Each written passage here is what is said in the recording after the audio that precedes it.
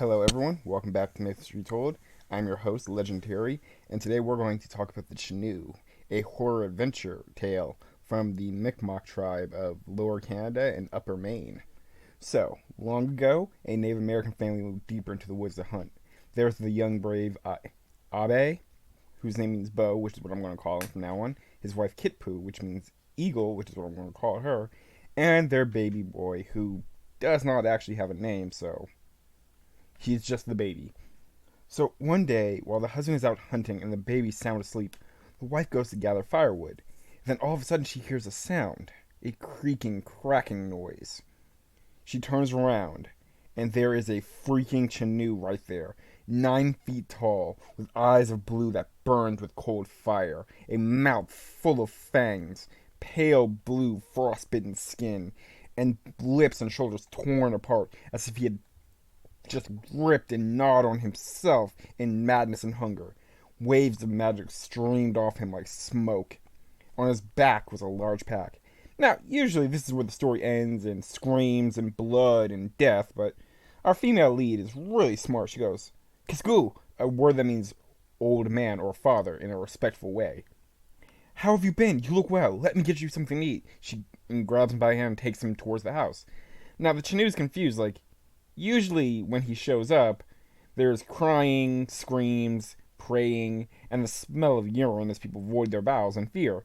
But she's treating him like, well, like a human being. I mean, you might as well see how this goes. He can always just change his mind and eat her later, right? So she takes him home, she gives him a bath, she feeds him a nice warm meal, gets him some actual clothes, and the Chenoo is just like, wow, is this what respect and decency feels like?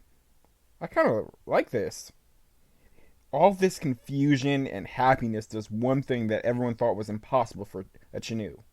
It makes him forget his hunger. Now, for those of you who don't know what Chenoo are literally beings of ice and hunger and magic.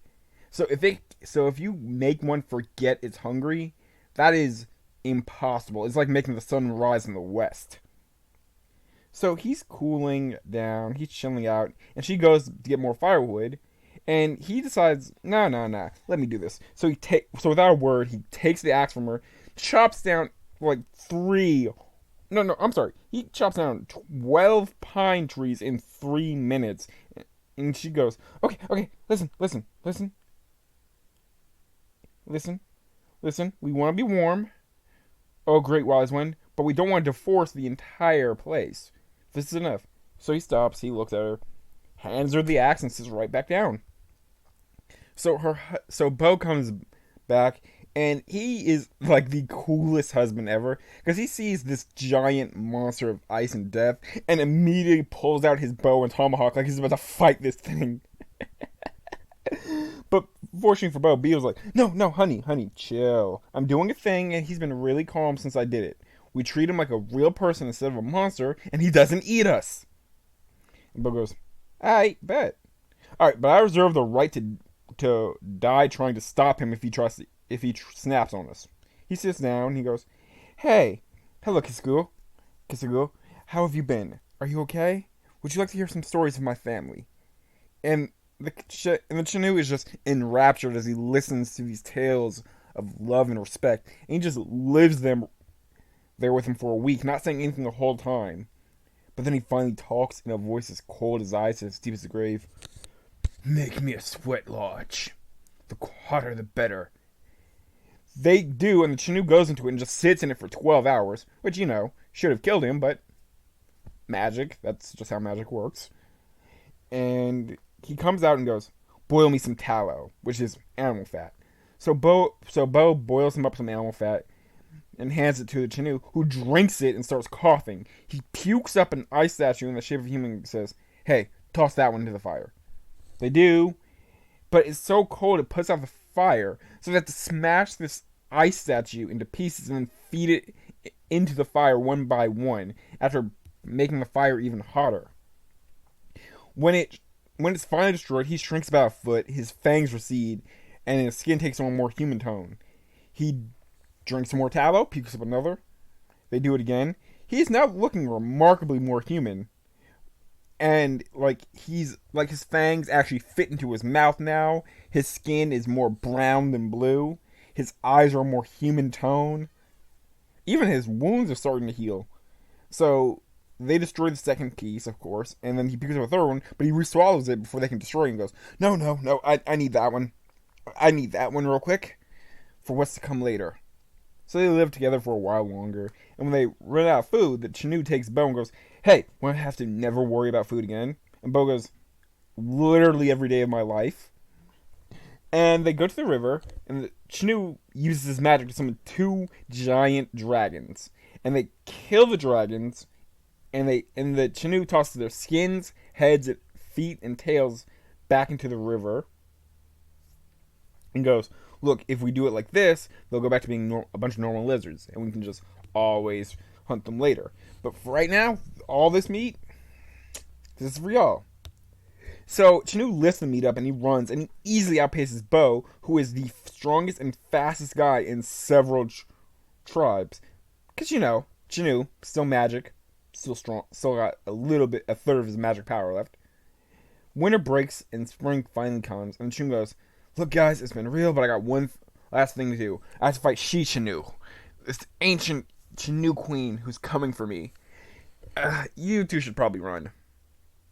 So the baby cries and Eagle freaks out. But Bo's like, look, my mama ain't raised no sucker.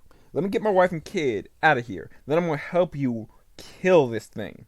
Ain't nothing gonna threaten my friends. So the good Chenoo goes, all right, cool. So he reveals what's in the bag he brought with him.